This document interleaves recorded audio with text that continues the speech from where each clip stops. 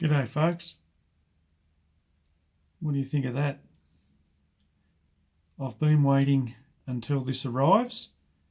I wanted to hold out on the videos, and it's only turned up a couple of hours ago. And I thought, I've got to film it. I have to do it. It's just incredible. Where I've got the camera now is basically where I'm sitting.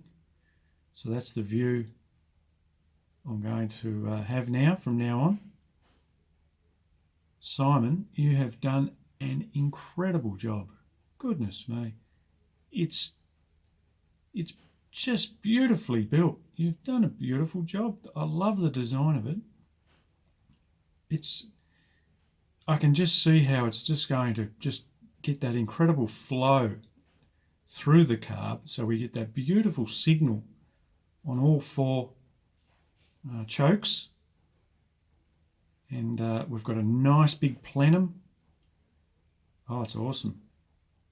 Incredible, Simon, and I thank you so much, mate. Never forget it. And wow, it's going to complement that carby as well as the E85 fuel. And I think now we're setting it up properly, and I'm just so grateful, mate. You have done a beautiful job. Thank you so much. Let's go out and have a good look at it. I've done my oil cooler too, guys, so I'll show you that as well. But for the moment, this carb hat has just got all my attention. Wow, look at that. Oh God, the more I look at it, the more I can't take my eyes off it. It's going to be easy to plumb up. Incredible, look at that. Look at the well, what would you call it? That band around the top of the carb, under the carb hat. It's going to get a terrific signal. So the idea behind this hat was to increase the plenum. So the idea is we slow the air down slightly, and we can get it back or down through the carby at an even distribution. And before, with the other terrible design carb hat, we couldn't achieve it. We were slamming air to the left-hand side on screen, so the right-hand side was missing out. You would have seen it when I tested when I did that flow test on that carb with the little tinsel, how it was sucking back in underneath. I wouldn't mind actually doing a little test of this one, so I actually will. But I've got full confidence that this thing is going to perform like a beast. That's how they should be. It does protrude. If you sort of, oh man, it's perfect for what I need. Awesome, awesome. Very, very happy. Goodness me. You should be proud of yourself, Simon. You've done an incredible job, mate. You know, for hand fabrication, hand skill, you know, no machine's done this. This is all hand fabricated, guys. It's awesome. It really is. I'm going to keep working on it with the polish over the years. I'm going to have this thing so it looks like a mirror. It's a centerpiece. It's just going to be awesome. It really is. And especially when it's sticking out of the bonnet. I'll go down the side here and you'll see. You know, so it's going to cover the pipe there, but the top half, there'll be about an inch sticking out through the bonnet. Oh, it's going to look good because remember, guys, I'll show you now. I've got a huge hole as it is. So it's going to fill that hole nicely, and then I may just have to trim a little bit back through here, sort of that area there. But oh gee, it's going to look really good. Geez, I'm excited. Oh, it's awesome. It really is.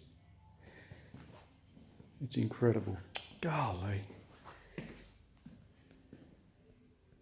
Well, there's my oil cooler, guys. I've installed it and tested it. Incredible. I did an actual running test. This is the inlet, so it comes up, goes across and back down through this side. There's anywhere, depending on, well, just even sitting there when I had the thermos running, guys, I was getting a minimum of 5 to 8 degrees difference Fahrenheit from the inlet to the outlet. Then, when I sat my fan on it, it was up around 10 to 12, thereabouts. So you imagine its speed. So it's going to have an incredible cooling ability now, because you've got to remember I've got the turbo and that's oil cooled only, so we've got a fairly high flow flooding the turbo to try and pull some heat out of the centre housing.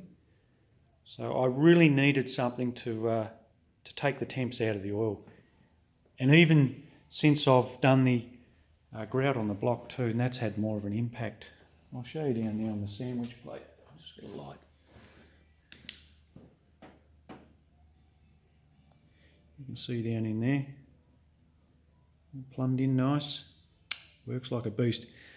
I've got to admit though, guys, even though I did the porting on the sandwich plate, we've got anywhere from around 4 to 5 pound increase in pressure, which I was expecting, because now we're directing the flow out of the sandwich plate through the cooler and then back into the filter and then on through to the engine.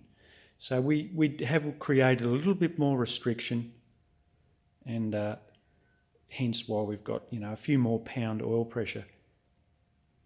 It'll be interesting too, because once we get circulating down around there, it'll be interesting to keep an eye on the temps of the oil too, see how much it holds temperature, or gets rid of temperature, because before the oil pressure was falling away and the oil was really, you could tell it was just really thin and it was just on the limit all the time. So that's a great addition. I love it. I just want to make a mention, guys, before I move on to anything else too, because it just come to my mind. On the oil pump that I modded, they suggested that they've got a bypass valve in it. If for whatever reason, say you don't change your oil filter or it blocks up, you've got a bypass inside the pump. I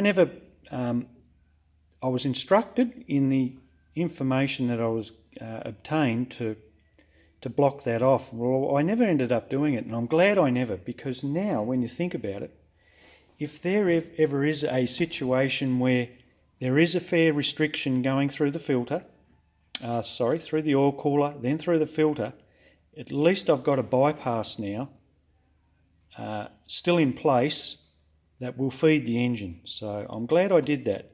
At the end of the day, did leave it. It does ensure that we still get good flow. Imagine, even high up in the revs, all of a sudden you reach that threshold, at least now it'll still get good oil flow to the engine. So, well, that's my sort of methodology on it all. Well, Jez, Simon, hats off to you, mate. That is a beautiful piece of work, and I truly am so grateful for you building this for me. I feel now that it's going to really set me free in the sense of good flow, good distribution through the carby, and we're switching over to E85. I'm not running the methanol just for now. I'm going to focus on the fuel alone, and I've got the conversion kit on the way, so there'll be a video in the next day or two on that. You'll probably notice I've actually got it swapped around. That's the primary, or the front section. I've got to turn around there, but yeah. We'll dive into that. I've got a guru giving me help, instructing me what to do, checking all the orifices, sizings, what we need for the air bleeds and whatnot. I'll dive into it, guys, because I want to show you, and I'm learning as I go too, so I may make a few little mistakes here and there, but I've got good help that's going to guide me through it all, and I'll explain it to the best of my ability. And yeah, on the process of modifying, well, converting a gas carby to E85. So that'll be an interesting one. I'm chasing up another filter for my tank after my pump. So it's a 40 micron steel screen washable type. So I'm getting rid of the paper element. You'll probably see over, I don't know if I've mentioned it, I've been testing E85 with my fuel line, holding up perfect. I purchased some E85 there the other week, so I'm all ready to go. And next time she'll be fired up, she'll be on E85, this beast.